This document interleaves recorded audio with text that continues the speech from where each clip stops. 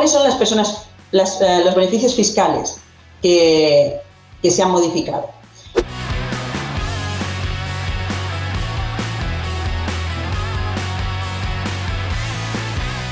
Empezamos por el peor. Pasamos del 60% de deducción al 50%. Es decir, hasta ahora, si cobrábamos 10.000 euros al año, declarábamos que cobrábamos 4.000.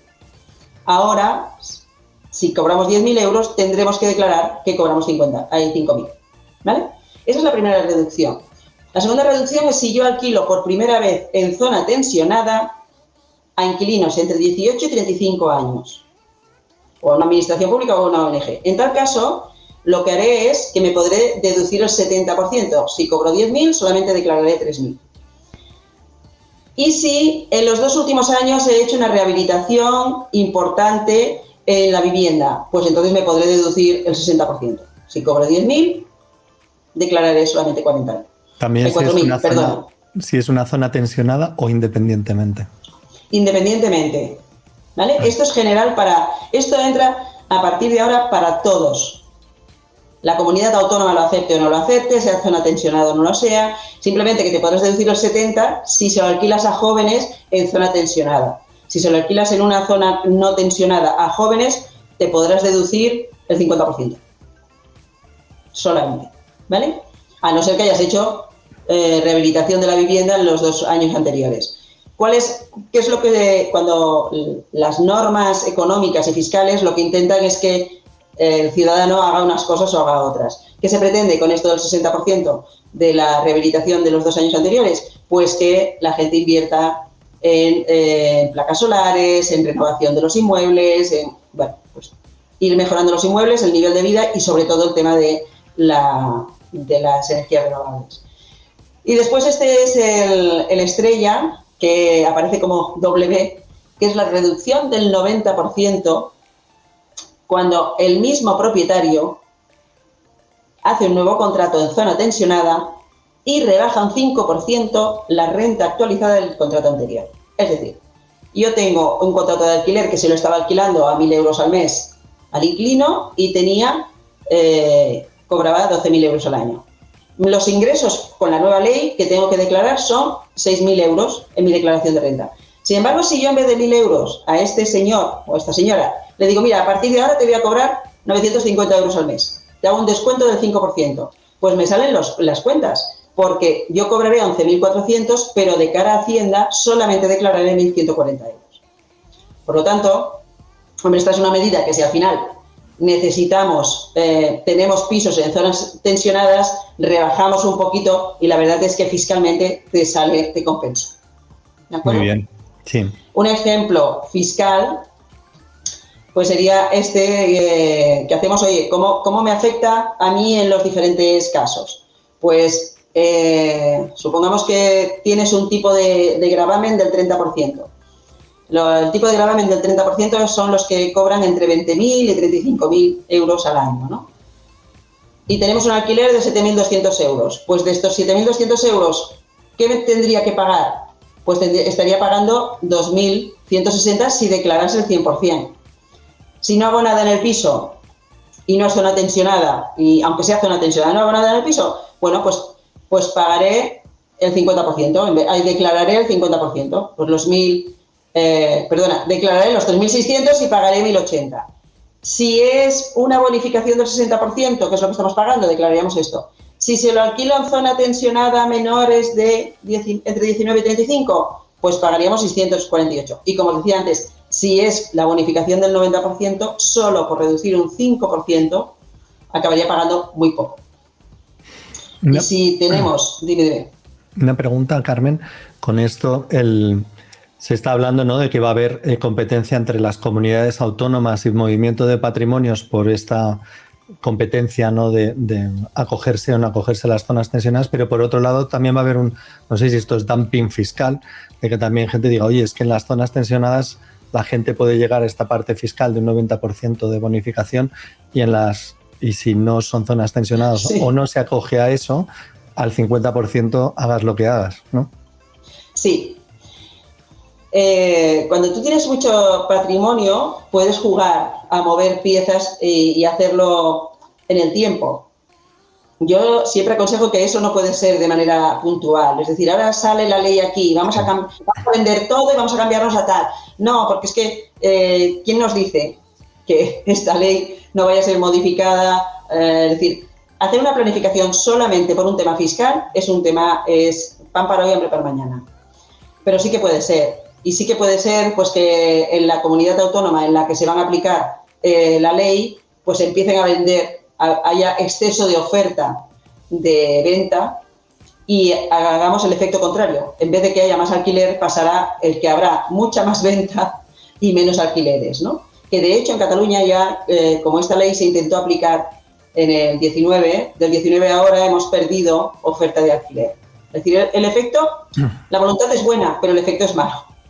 Entonces, yo lo que sí que aconsejo es no hacer los movimientos simplemente ni por llevados por la corriente ni de manera puntual, sino que vamos a hacer una visión mucho más global.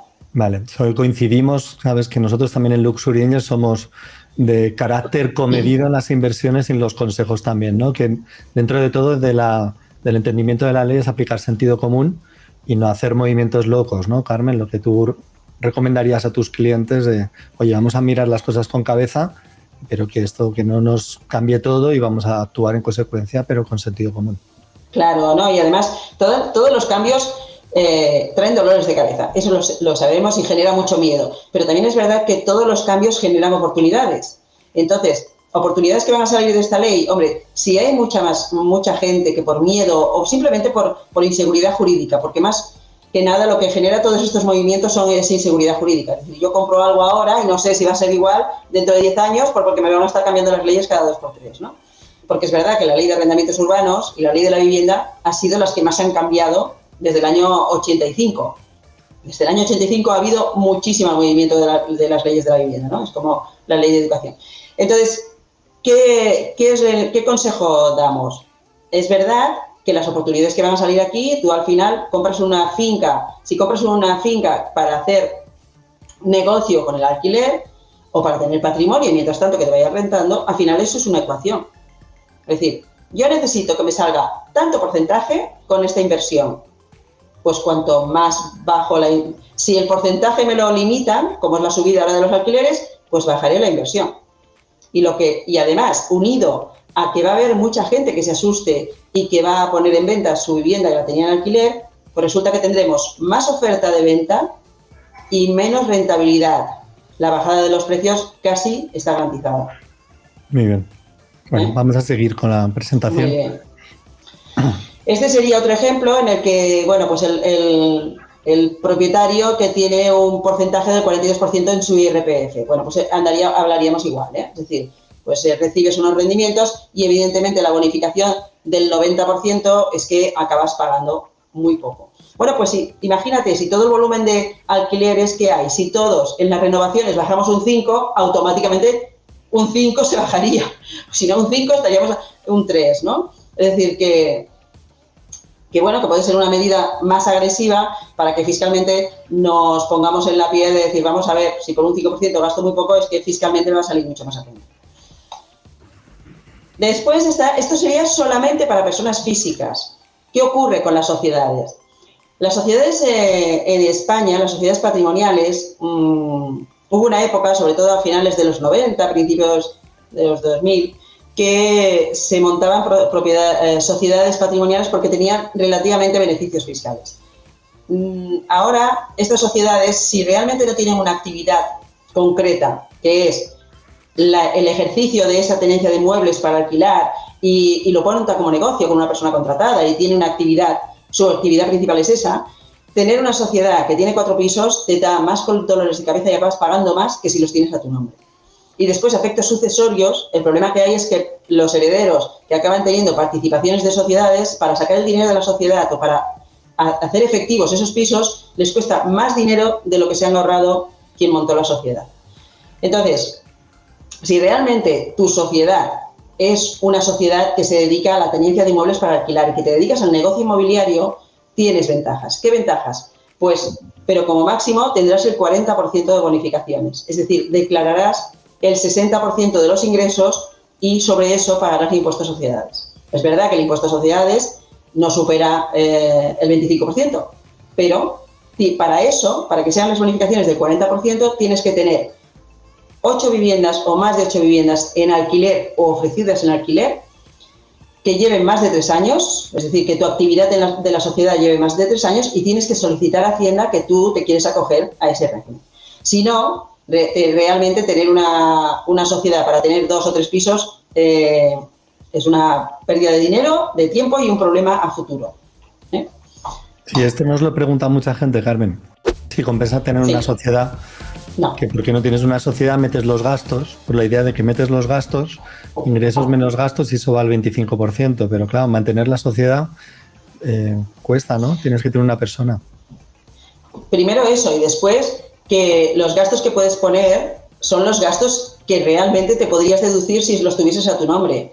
Por lo tanto, volvemos a lo mismo, que es pan para hoy, hambre para mañana. Si te hacen una inspección de Hacienda y te has estado poniendo la luz y el jardinero de la segunda residencia, Hacienda, en una inspección te va a decir, oiga, esto, por mucho que la casa sea de la sociedad, usted lo está utilizando habitualmente y por lo tanto no te van a hacer una complementaria.